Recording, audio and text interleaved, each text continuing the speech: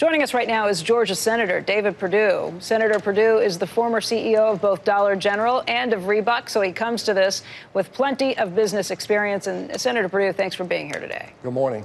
You know, you've been called President Trump's favorite senator. You're somebody who has a pretty good working relationship with him. And you come to this issue, I think, with a different perspective than the president may when it comes to the tariffs. Why don't you lay out what your thoughts are on all of this?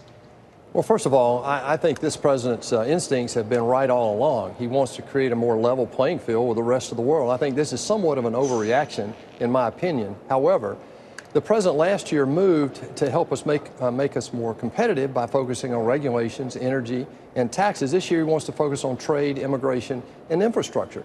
So I think his instincts are right, and I think you'll see a more targeted approach as we get into the details of this. Look, this is a matrix situation, as we all know. There are countries and there are product categories, and even within product categories, you have to look at specific instances. And I think this president's moving in the right direction.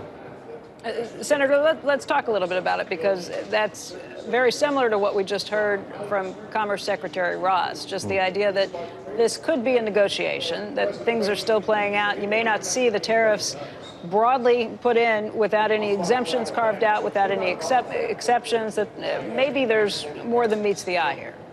Well, always. I mean, look at NATO. The president during the campaign 2 years ago said we're going to drop out of NATO unless they pick up and pay their fair share for their own defense. And guess what's happening today? They're doing that. Same thing with NAFTA. He threatened to pull out of NAFTA. Today we're in negotiations to make it better. I think this is the same case here, where he's trying again to create a level playing field. But remember, we already have duties in place out there in the world today. Steel that is coming from South Korea already pays a very high duty from a dumping situation years ago. What the president really wants to call out, though, is transshipping from primarily China through other countries, and that's what this is opening up and revealing. So I think Wilbur Ross is right. You're going to see this White House and all the people involved in trade moving in a direction that is not going to blow the world up, but actually make us more competitive and open and give us access and open other markets to us. What are the specifics? What does that look like? Are we talking about the NAFTA negotiations being tightened up? And what does that mean with the EU? When you get a lot of tough talk that's come out this morning from the EU, from the WTO, from Canada, all of them seem like they're up in arms over this. Well, here's the reality. In the last 70 years, we've reduced global poverty. The United States single-handedly almost has reduced global poverty because of our trade laws and our trade treaties, and also because of our military.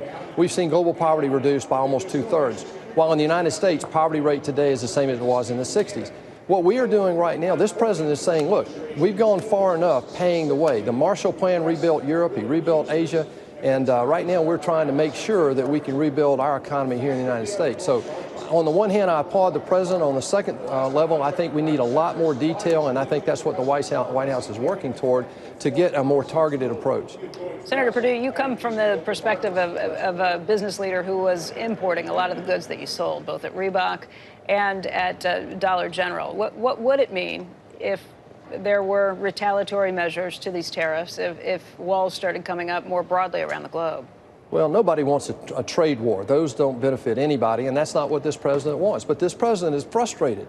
This is a business guy. He moves at a business pace, not a bureaucratic pace, and I think he got frustrated with the way Washington was responding to this, and frankly, the way other countries were responding to it as well. And so he stepped out, and I think we've got the world's attention now.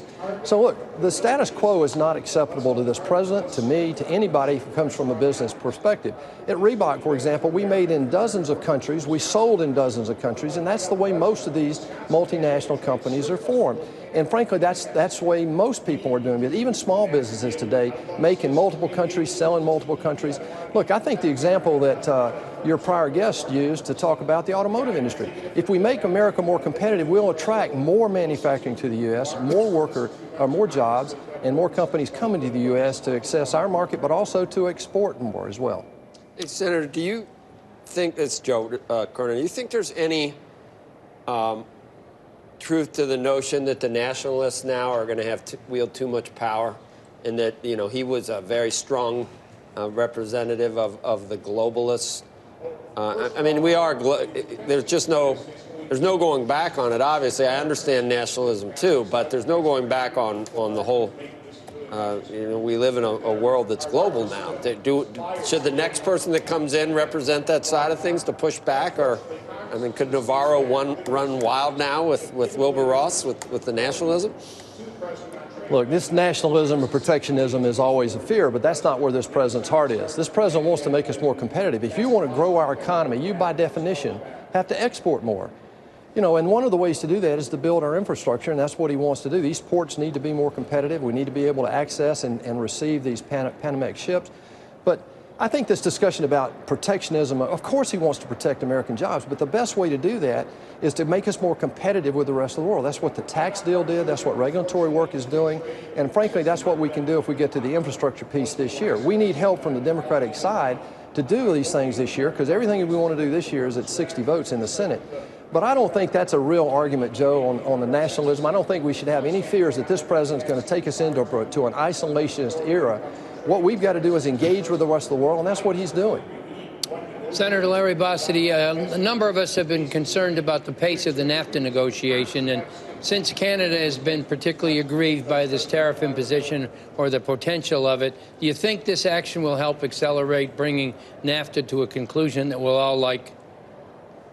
Larry, I think that's exactly what it's intended to do. And by the way, guys, I love it when you have real-world experienced guys like Larry on here who ask really thoughtful questions like that one. Look, I think the president has a long-term game plan in mind. In fact, I know he does. And this is not about a knee-jerk reaction around steel or aluminum or anything else. This is about the global situation. NAFTA is part of that. And this is a great example where the president actually has reversed his position, just like he did on the border adjustment tax last year, where I was very involved in discussing with the president why that wasn't a good idea, and he reversed himself. This year, he really wants a NAFTA agreement that works for the United States. But when he heard that how it was going to affect in the short term the supply chain for agriculture, he backed up and gave us time to work that. And so I think you'll see the same thing coming right now, Larry, with regard to these categories that are being called out now. Senator Perdue, thank you for joining us today. We always appreciate seeing you. Thanks, guys.